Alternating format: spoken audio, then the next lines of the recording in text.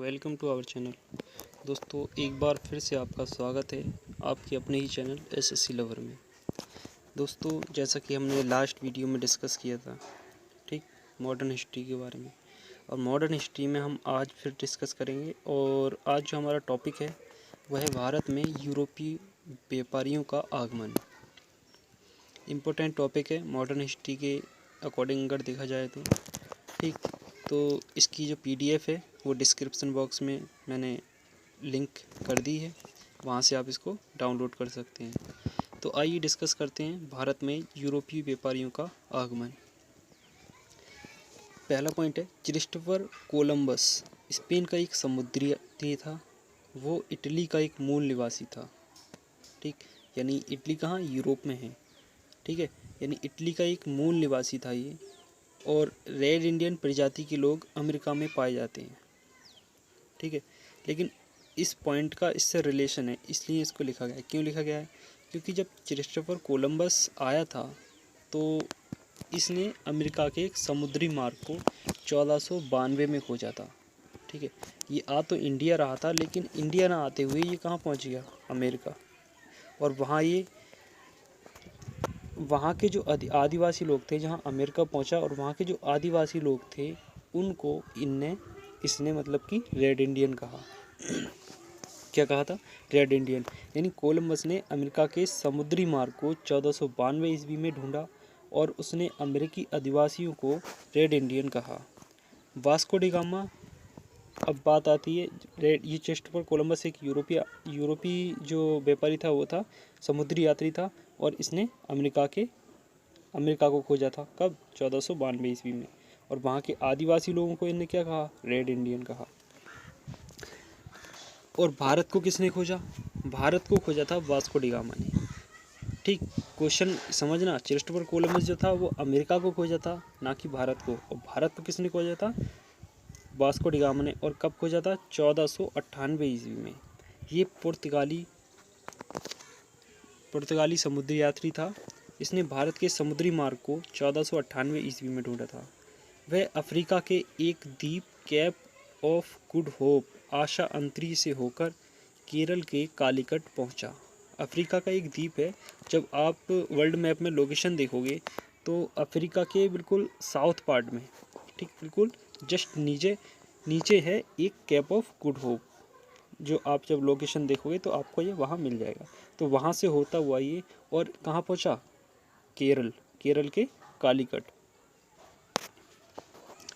तो ये कहाँ?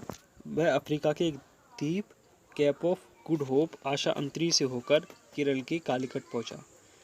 Cap of Good Hope discovered by Bartholomew. सबसे पहले जो केप ऑफ गुड होप है, यानी आशा अंतरी है, यानी अफ्रीका का एक जो द्वीप है, वो किसके द्वारा खोजा गया था? ये भी क्वेश्चन बनता है। तो ये खोजा गया था बर्टोलोम्यू के द्वारा, ठीक है। इंपॉर्टेंट क्वेश्चन है ये भी। और ये भी इम्पोर्टेंट क्वेश्चन है कि जो वास्को डी गामा था वो कहाँ से होकर कहाँ पहुँचा था, ठीक है। तो अफ्रीका के एक द्वीप केप ऑफ गुड होप से होकर केरल के कालीकट पहुँचा। जमोरिन जो था कालीकट का एक हिंदू शासक था। जमोरिन जिस दौरान ये पहुँचा था तो उस वक्त कालीकट का एक हिंदू शासक जमोरिन था। और वास्को डी गामा का स्वागत जो था उसी ने जमोरिन के द्वारा किया गया था, यानी जमोरिन ने वास्को डी गामा का स्वागत किया था। वास्को डी गामा 1500 ईस्वी में वापस पुर्तगाल के लिए रवाना हो गया। यानी ये आया था 1498 ईस्वी में, और उसके बाद ये वापस पुर्तगाल के लिए चला गया, यानी 1500 ईस्वी में, ठीक। और जब ये यहाँ से गया तो इसको 60 गुना ज़्यादा फ़ायदा हुआ था व्यापार में। कितना? 60 गुना ज़्यादा। वास्को डी गामा को व्यापार में 60 गुना ज़्यादा फ़ायदा हुआ था। और ये दोबारा वापस आता है 1502 तथा 1524 में, और ये केरल के कोचीन पहुंचता है, ठीक है। वास्को डी गामा की मृत्यु जो होती है 1524 ईस्वी में होती है, और ये केरल के कोचीन में इसकी मृत्यु हो जाती है। और वापस इसकी डेड बॉडी को पुर्तगाल ले जाया जाता है, यानी 1502 में आता है, एक बार चला जाता है, फिर उसके बाद 1524 में आता है, फिर उसी दौरान इसकी मृत्यु हो जाती है। मृत्यु होने के बाद इसको वापस मतलब कि पुर्तगाल लेके जाया जाता है। भारत में पहला पुर्तगाली गवर्नर, अब इसकी जब हम पुर्तगालियों की बात कर रहे हैं तो भारत में जो पहला पुर्तगाली गवर्नर था वो डी अल्मीडा यानी 1505 से 1509 ईस्वी तक था। डी अल्मीडा 1505 से 1509 ईस्वी तक था। डी अल्मीडा ने भारत में पुर्तगाली नौसेना को मजबूत बनाया था, इसीलिए इसकी नीति को नीले पानी की नीति कहा गया। अल्बुकर्क भारत में 1509 से 1514 ईस्वी तक दूसरा पुर्तगाली गवर्नर था। अल्बुकर्क को भारत में पुर्तगाली शक्ति का वास्तविक संस्थापक कहा गया। अल्बुकर्क ने 1510 ईस्वी में बीजापुर के शासक यूसुफ आदिल शाह को हराकर गोवा पर अधिकार किया था। किसने किया था गोवा पर अधिकार? तो अल्बुकर्क ने। इम्पोर्टेंट क्वेश्चन है, कब? 1510 में। ठीक है। गोवा पुर्तगालियों का एक मुख्य व्यापारिक केंद्र था। गोवा को 1961 में आज़ादी मिली थी। गोवा को आज़ादी 1961 में मिली थी, लेकिन इसमें 3 पॉइंट याद रखना। गोवा को आज़ादी तो 1961 में मिली गई थी, लेकिन गोवा भारत का एक राज्य के रूप में कब बना था? 1987 यानी 1987। लेकिन भारत का अंग जो बन गया था वो 1962 ईस्वी में बन गया था। यानी आज़ादी 1961 में मिली, भारत का एक अंग यानी एक भाग बना कब? 1962 में। उसके बाद इसको पूर्ण रूप से 1987 ईस्वी में भारत का एक राज्य बना दिया गया। एक नोट पॉइंट है कि भारत का पहला और सबसे बाद में जाने वाला यूरोपी जो था वो पुर्तगाली था। यानी भारत में जो यूरोपी सबसे पहले आया था और जो सबसे बाद में गया था वो यूरोपी कौन था? पुर्तगाली था। अल्बुकर्क भारत का पहला विदेशी समाज सुधारक था। याद रखना पॉइंट, अल्बुकर्क भारत का पहला विदेशी समाज सुधारक था। उसने सती प्रथा का विरोध व विधवा पुनर्विवाह का समर्थन किया था। पुर्तगालियों ने भारत में तंबाकू, आलू, टमाटर, संतरा, मूंगफली और काजू, गन्ना आदि लाया था। और आलू की जो खेती हुई थी वो सबसे पहले स्पेन के द्वारा साउथ अमेरिका में की गई थी। ये था पुर्तगालियों के बारे में, यानी भारत में पुर्तगालियों का आगमन। तो एक बार ओवरव्यू ले लेते हैं दोबारा से ऐसे ही। यानी सबसे पहला जो पुर्तगाली था वो भारत आया था, कौन था? कोलंबस जो था वो उसने अमेरिका को खोजा था और उसने वहाँ अमेरिका के जो लोग थे उनको रेड इंडियन कहा था।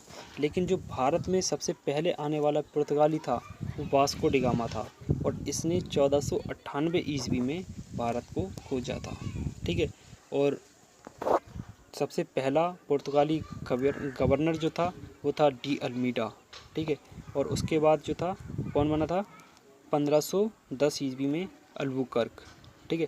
इस तरीके से आपको पॉइंट याद रखना है। अल्बुकर्क बना था और अल्बुकर्क को समाज सुधारक यानी भारत का पहला समाज सुधारक विदेशी कहा गया। ठीक है। यानी विदेशी जो था सबसे पहला, उस पहला सबसे समाज सुधारक कौन सा विदेशी? Albuquerque.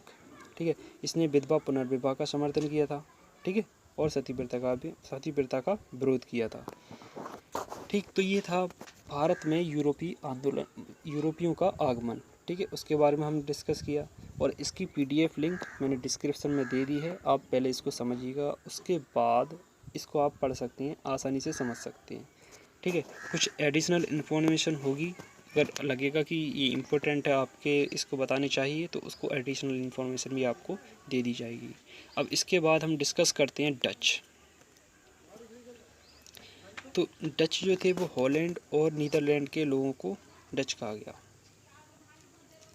Dutch east India company की भारत में शुरुआत 1602 ईस्वी में हुई थी। यानी हॉलैंड और जो नीदरलैंड के लोग थे उनको हमने डच कहा। इनकी भाषा भी क्या थी? डच थी। और डच ईस्ट इंडिया कंपनी की भारत में शुरुआत 1610 ईस्वी में हुई थी। डचों ने अपनी पहली फैक्ट्री मसूलीपट्टनम यानी चेन्नई में 1603 ईस्वी में बनाई थी। डचों की शक्ति का विकास सबसे अधिक इंडोनेशिया में हुआ। कहाँ हुआ था? डचों की शक्ति का विकास सबसे ज़्यादा इंडोनेशिया में हुआ था। और डचों की शक्ति का अंत भारत में 1759 में हुई एक लड़ाई जिसका नाम था बेदरा, यानी बेदरा की लड़ाई के बाद हुआ। ये लड़ाई जो थी 1759 में हुई थी और डचों और अंग्रेज़ों के बीच हुई थी। किसके बीच हुई थी? डचों और अंग्रेज़ों के बीच हुई थी। तो डचों के बारे में इतना ही। ठीक, उसके बाद हम डिस्कस करेंगे ब्रिटिश। तो ब्रिटिश यानी अंग्रेज़, काफ़ी इम्पोर्टेंट टॉपिक है। ठीक है, इससे क्वेश्चन बनते हैं। ब्रिटिश कब आए थे? तो इसके बारे में सब आपको ही पता लग जाएगा इस टॉपिक में। यानी ब्रिटिश ईस्ट इंडिया कंपनी की स्थापना 31 दिसंबर 1600 ईस्वी को ब्रिटेन की महारानी एलिजाबेथ प्रथम के शासनकाल में हुई थी और अकबर उस समय भारत में मुग़ल बादशाह था। अकबर कौन था उस समय? भारत में मुग़ल बादशाह। यानी इसका शासनकाल था 1556 से 1605 ईस्वी तक। अकबर के बारे में बाद में डिटेल में पढ़ेंगे। अभी यहाँ थोड़ा सा बस यही नोट पॉइंट लिख लिएगा कि जब ब्रिटिश ईस्ट इंडिया कंपनी की स्थापना हुई तो उस दौरान मुग़ल बादशाह कौन था? तो 1556 से 1605 ईस्वी तक कौन था? अकबर था। इस कंपनी ने भारत में व्यापार की शुरुआत मुग़ल बादशाह जहांगीर यानी 1605 से 1627 ईस्वी में इसका शासनकाल था, इसके समय में की थी। और जो कैप्टन हाउकिन था भारत में आने वाला पहला अंग्रेज था। कैप्टन हाउकिन भारत में आने वाला पहला अंग्रेज था। ये जहांगीर के दरबार में 1609 ईस्वी से 1612 ईस्वी तक रहा। यानी पहला अंग्रेज कब आया था, इससे आप अंदाज़ा लगा सकते हैं। यानी कि 1609 से 1612 ईस्वी में ये रहा था जहांगीर के दरबार में। ठीक है, इसको जहांगीर ने 400 मनसबदार के पद पर नियुक्त किया था। मनसबदारी की शुरुआत जो थी 1573 में मुग़ल बादशाह अकबर के द्वारा की गई थी और ये अपने अधिकारियों के लिए दी गई थी। मतलब मनसबदारी जो थी, ये भी क्वेश्चन बनता है कि मनसबदारी की शुरुआत किसने की थी? तो मनसबदारी की जो शुरुआत की थी वो अकबर के द्वारा की गई थी। ठीक है, तो इसने भी 400 मनसबदार के पद पर किसने नियुक्त किया था? जहांगीर ने कैप्टन हाउकिन को। पहली अस्थाई फैक्ट्री 1611 ईस्वी में यानी 1609 में आया है और पहली अस्थाई फैक्ट्री 1611 ईस्वी में मसूलीपट्टनम में अंग्रेजों के द्वारा लगाई गई थी। पहली स्थाई फैक्ट्री 1612 ईस्वी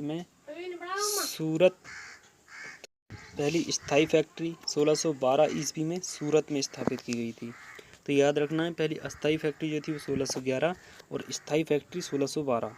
सर थॉमस रॉय 1615 से 1619 तक जहांगीर के दरबार में रहने वाला दूसरा अंग्रेज था। यानी पहला कौन था? कैप्टन हाउकिन, यानी 1609 ईस्वी से 1612 ईस्वी तक रहा था।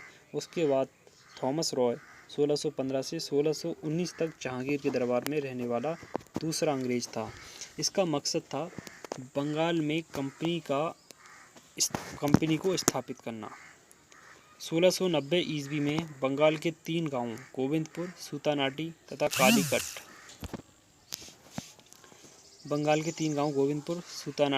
तथा कालीकट कंपनी ने खरीद लिए।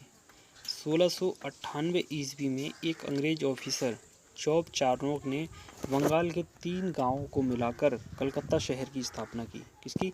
कलकत्ता शहर। अंग्रेजों के द्वारा कलकत्ता के चारों ओर फोर्ट विलियम किला बनाया गया था। यानी कलकत्ता पहले शहर की स्थापना की और उसके बाद कलकत्ता के चारों ओर एक फोर्ट विलियम किला बनाया गया था और वो किसने बनाया था? अंग्रेजों ने बनाया था। तो क्वेश्चन कई बन सकते हैं कि कलकत्ता शहर की स्थापना किसने की और किन किन गाँवों को मिलाया। ठीक है, और इसके चारों ओर कौन सा किला बनाया गया? तो फोर्ट विलियम किला। और किसके द्वारा बनाया गया? तो अंग्रेजों के द्वारा। काफ़ी सारे क्वेश्चन बनते हैं। ठीक, अब देखते हैं हम मुग़ल बादशाहों के क्रमवार नाम। ठीक है, ये एडिशनल पॉइंट है कुछ ऐसे ही, मतलब कि लिख दिए ताकि याद हो जाए, क्योंकि अभी हम थोड़ा सा डिस्कस करेंगे यहाँ पर। वैसे तो इसका टॉपिक आगे है, तो याद कैसे करना है मैंने लास्ट वीडियो में भी इसको थोड़ा सा ओवरव्यू दे दिया था। क्या होता है, एक टेंस याद कर लेंगे, क्रम से हमें मुग़ल बादशाहों के नाम याद होना ज़रूरी है क्योंकि इम्पोर्टेंट है और कभी कभी पूछ लेता है क्रम से भी। और क्रम से याद होने पर हमें इनकी डेट याद रहती है, मतलब कब से कब तक रहा था, और ये बहुत इंपॉर्टेंट क्वेश्चन बनते हैं। ठीक है, इससे क्या होता है आपको पता लगता है। यानी इसके बाद जब आपको पता हुआ इसके बाद ये होता है, यानी ये इतने टाइम तक रहा था। जैसे अकबर 1556 से 1605 तक रहा था, तो उसके बाद कौन सा होगा? तो अगर हमें नाम पता लग जाता तो शायद हो सकता है कि हमें डेट भी पता लग जाए उसकी। ठीक है। तो एक टेंस लगभग 6-7 तो शुरू के याद होने चाहिए, तो एक टेंस में बताऊँगा आपको, वही रट लेना है, उससे आपको इसके नाम याद हो जाएंगे। तो वो टेंस क्या है? वो टेंस है बा, हुमा, अकबर, जा, शाहजहाँ और बहादुर, इतना सा। और आप इसको भी आगे और भी अपने हिसाब से ऐड कर सकते हैं, यानी बा, हुमा, अकबर, जा, शाहजहाँ और बहादुर, जा, शाहजहाँ और बहादुर, यानी बा, हुमा, अकबर, जा, शाहजहाँ और बहादुर। इसी तरीके से 3-4 बार पढ़ना है और बाद में आपको ये रट जाएगा धीरे धीरे, ठीक है। याद रखना है बा, हुमा, अकबर, जा, शाहजहाँ और बहादुर। बा मतलब बाबर, हुमा मतलब हुमायूं, बा, हुमा, अकबर, अकबर मतलब अकबर, जा मतलब जहांगीर, शाहजहाँ मतलब शाहजहाँ, और मतलब औरंगजेब, और बहादुर मतलब बहादुर शाह फर्स्ट या शाह आलम फर्स्ट, या हम इसको मुअज्जम भी बोल सकते हैं। उसके बाद जहांदर शाह है, फ़र्रुखसियार है, Mohammad Shah, Ahmad Shah, Alamgir second, Shah Alam second, Akbar second, Bahadur Shah second या ज़फ़र हम इसको बोल सकते हैं। बहादुर शाह सेकंड या ज़फ़र, ये यहाँ पर मुग़ल एम्पायर, जो मुग़ल एम्पायर था यानी मुग़ल साम्राज्य था, यहाँ पर लगभग ये अंत हो जाता है। ये 1857 का जो विद्रोह हुआ था, रिवॉल्यूशन जो 1857 का हुआ था, तो उस वक्त ये भारत में मुग़ल बादशाह था। बहुत इम्पोर्टेंट क्वेश्चन है कि 1857 के विद्रोह के समय भारत में मुग़ल बादशाह कौन था? तो वो था बहादुर शाह ज़फ़र। उस समय मुग़ल बादशाह था और इसने ही मतलब कि इसको ही लीडर, एक पूरे ऑल इंडिया लेवल पर ये 1857 के विद्रोह का कौन थे? ये लीडर थे बहादुर शाह ज़फ़र, ठीक है। और इनके बारे में हिस्ट्री पढ़िएगा, काफ़ी बेहतर देखा जाए तो, और मुग़ल बादशाहों के मुकाबले में ये बहुत बेहतर थे। इन्होंने गौ हत्या पर प्रतिबंध लगाया था, और इन्होंने जिस दौरान मतलब इन 1857 का विद्रोह हुआ था, इनको बंदी बना लिया गया था, इनको पोतों के साथ, ठीक है, बंदी बना लिया था और अंग्रेज़ों ने फिर इनके पोतों का सर कलम भी कर दिया था और इनको ला कर दे दिया था। और इन्होंने मतलब ये उर्दू कवि भी थे और अच्छे शायर थे, ठीक है। इनके बारे में पढ़ना, बहुत अच्छा लिखते थे, कुछ लाइनें भी इनकी बहुत अच्छी लगती हैं, ठीक है। तो देखा जाए तो ये सेकुलर व्यक्ति थे एक तरीके से, इनके बारे में पढ़ना, ठीक है। बहादुर शाह ज़फ़र ये 1857 के समय भारत में मुग़ल बादशाह थे। इंपॉर्टेंट क्वेश्चन ये बनता है, ठीक है। और इन्होंने गौ हत्या पर भी रोक लगाई थी, और ये हिंदू मुस्लिम यूनिटी में विश्वास रखते थे। बहादुर शाह फर्स्ट, इतिहासकारों ने इसे शाह बेखबर कहा। बहादुर शाह फर्स्ट के बारे में है कि इतिहासकारों ने इसे शाह बेखबर कहा। जहांदर शाह, इतिहासकारों ने इसे मूर्ख तथा लंपट कहा। क्वेश्चन पूछ लिए जाते हैं कि मूर्ख तथा लंपट किस मुग़ल बादशाह को कहा गया? तो वह है जहांदर शाह। फ़र्रुखसियार ने 1717 ईस्वी में ईस्ट इंडिया कंपनी को दस्तक की सुविधा प्रदान की। फ़र्रुखसियार ने 1717 ईस्वी में ईस्ट इंडिया कंपनी को दस्तक की सुविधा प्रदान की। दस्तक एक ये पास होता था जो बंगाल में व्यापार करने के लिए अंग्रेज़ों को दिया गया था, ठीक है। लेकिन बाद में क्या हुआ, इसका ये मिसयूज़ होने लगा, ठीक है, इसका मिसयूज़ भी हुआ था। अंग्रेज़ों ने 2 लड़ाइयों के बाद सबसे पहले बंगाल को अपने अधिकार में कर लिया था। एक थी प्लासी की लड़ाई और दूसरी थी बक्सर की लड़ाई।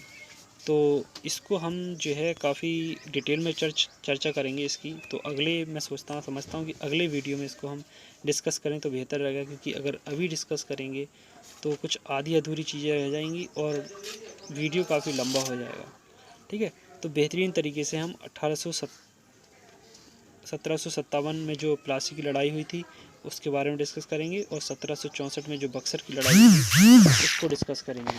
माना जाता है कि अंग्रेज़ों की जो नींव मजबूत हुई थी वो प्लासी की लड़ाई से ही स्टार्ट हुई थी, मतलब मजबूत हो गई थी। अंग्रेज़ अगर प्लासी की लड़ाई में हार जाते तो शायद इतने मजबूत ना हो पाते, शायद उसी वक्त अंग्रेज़ों का पतन हो गया होता, ठीक है। लेकिन किसी कारणवश, वो कारण क्या थे हम बताएंगे आपको अगले वीडियो में, और जब तक बने रहिएगा। इसके बाद हुआ था बक्सर का युद्ध। इसके बाद अंग्रेज़ों ने मतलब कि लगभग भारत पर काफ़ी बड़े क्षेत्र में कब्जा कर लिया था, और फिर इनका वहीं से बोलबाला हो गया था, ठीक है। तो डिस्कस करेंगे कल इसके बारे में फिर अगले वीडियो में। तो फिर मिलते हैं नेक्स्ट वीडियो में। Okay bye. देखने के लिए आपका, वीडियो कंप्लीट देखने के लिए आपका बहुत बहुत धन्यवाद। Thanks for watching.